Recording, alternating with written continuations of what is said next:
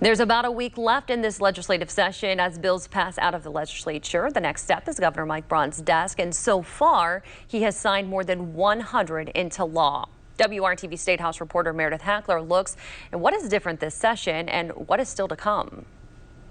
Governor Mike Braun has signed a little over 100 bills, some of them controversial as they were working their way through the legislative process.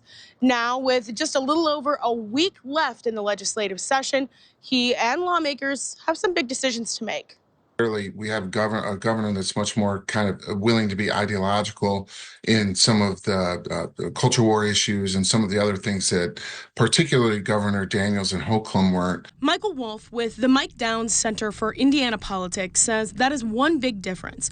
One bill signed into law was particularly controversial. It no longer allows college students to use student IDs when they go to vote. That bill sparked passionate debate. There is nothing that has been shown to be less secure about a university ID as opposed to an Indiana driver's license or public identification card. They want to make Indiana their permanent home. They want to make Indiana their primary residence.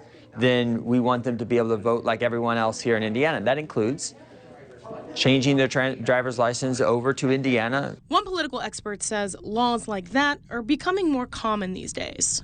This has been a popular piece of legislation around the country, and so other states have already implemented this. Is there anything this session that stands out as much different than previous sessions? There's no question that local governments won't be as much in control of their own budget there used to be, and frankly, things like annexing or allowing parts of Illinois to come in. I mean, this might seem kind of comical in one sense, but this is moving forward. As for the state's fiscal future, Hoosiers may not be able to count on the federal government to help fix the budget shortfall. With all the cuts coming from Washington, that may not happen this year. Meredith Hackler, WRTV. Lawmakers are expected to have budget talks over the weekend. The expert tells Meredith the effects of this shortfall will likely increase over the next 2 budget cycle years. The session is expected to end April 29th.